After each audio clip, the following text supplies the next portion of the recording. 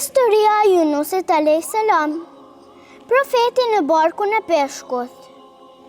Errësira ishte e thellë, e ftohtë, e pafund. Në mes të dallgëve të fuqishme të një deti të ergësuar, një njeri rën nga anija dhe u zhduk në thellësi. Uji e përpiu si një gëllënke vetme, dhe pa pritur, ai ndjeu se s'po binte më, por rrësqiste në brendësinë e dëshkaje të gjallë, të errët dhe të fuqishme. Ishte brenda barkut të një balene, i vetmuar, i rrethuar nga errësira e trefishtë, errësira e detit, errësira e natës dhe errësira e barkut të balenës. Ai kuptoi gabimin e tij. Asnjë njeri nuk mund ta ndihmonte. Asnjë tokë nuk ishte aty për ta shpëtuar. Ishte vetëm ai dhe Zoti i tij. Me një zë të dridhur, ai përshpëriti një lutje që të mbetej përgjithmonë si një shenjë e pendimit të sinqertë. La ilaha illa anta, subhanaka inni kuntu minaz zalimin. Nuk ka zot tjetër përveç teje. Ti je i lartësuar. Unë kam qenë nga të padrejtët. Ky ishte profeti Yunus a.s. Njeriu që mësoi se asnjë vend në botë nuk është shumë larg për mëshirën e Zotit. Errësira e barkut të balenës ishte e rëndë. Nuk ishte dritë, nuk ishte ajër të pastër. Vetëm një heshtje e frikshme dhe zemra një njeriu që rrihte fort duke kërkuar shpëtim.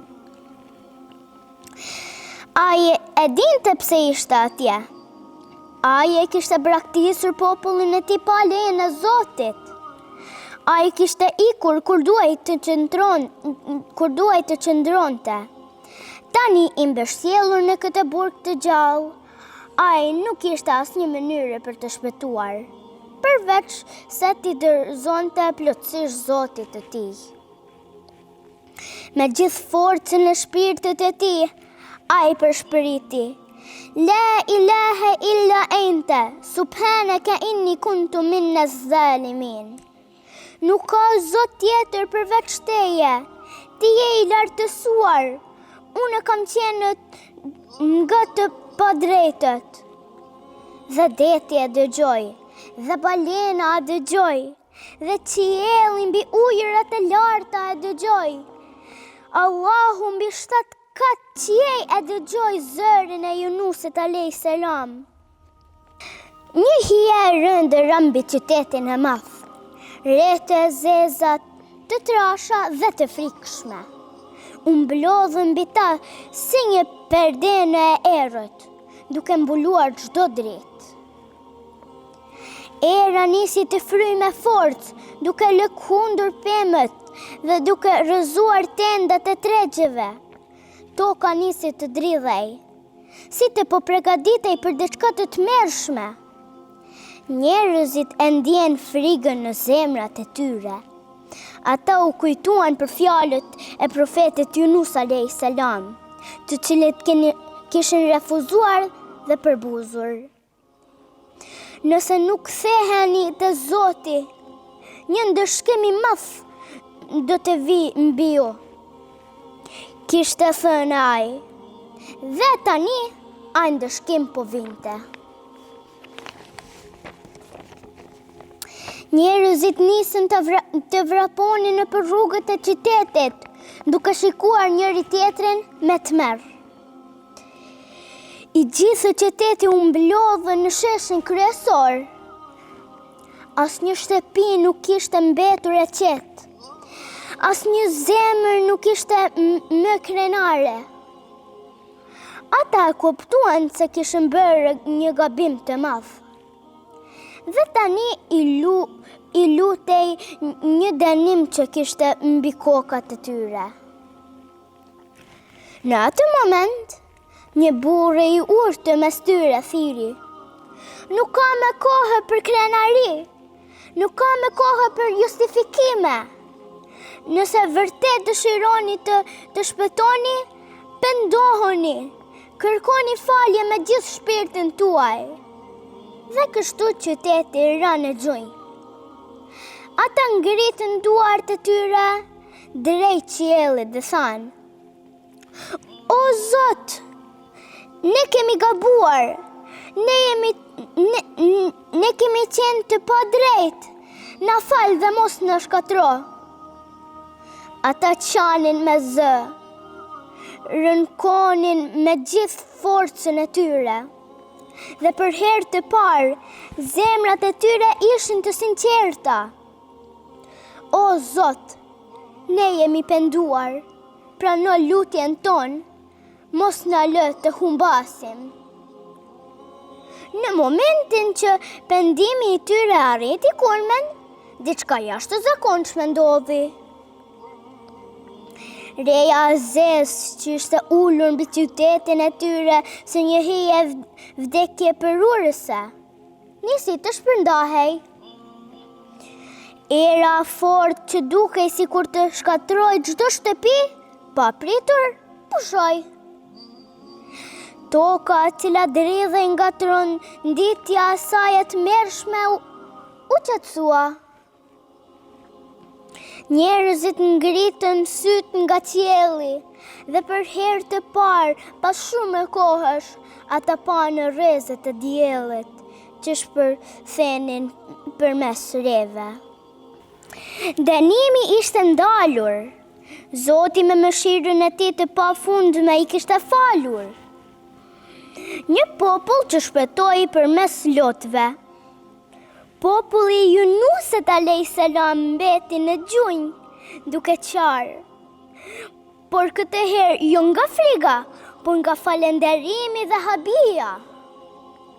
Ata kuptuan se nuk ishte vone për t'u kthyer te Zoti, për të ndryshuar dhe për të jetuar me drejtësi.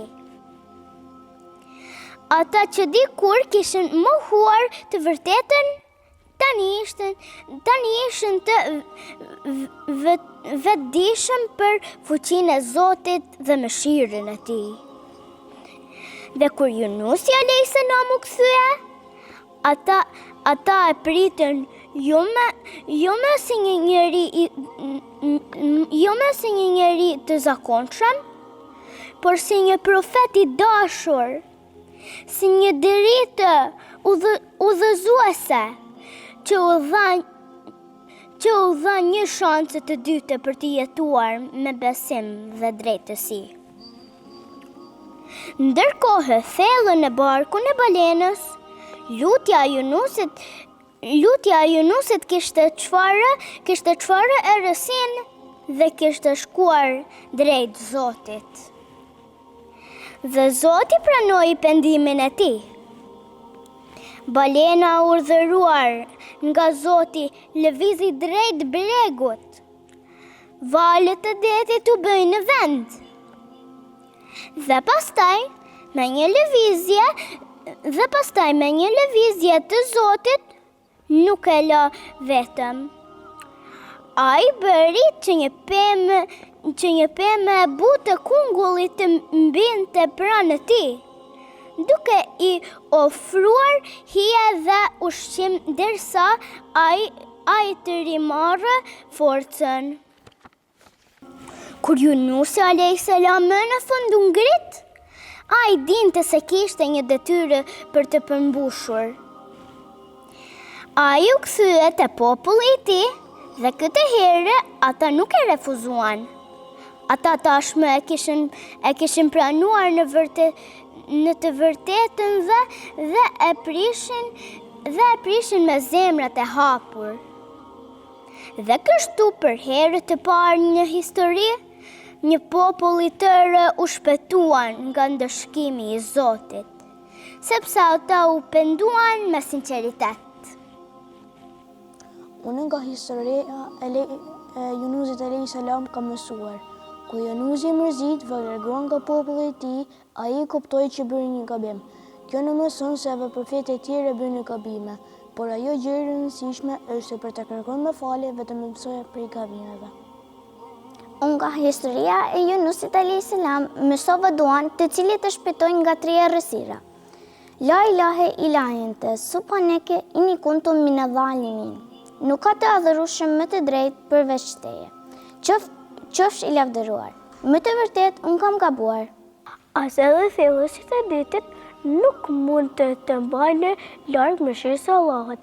Edhe nëse e thërret me sinqeritet, si Yunusi në barkun e balenës, mos urdhëzo kurrë, sepse Zoti të nxjerrë pi balenave të vështirësive dhe të sjellën në dritën e shpresës dhe udhëzimit.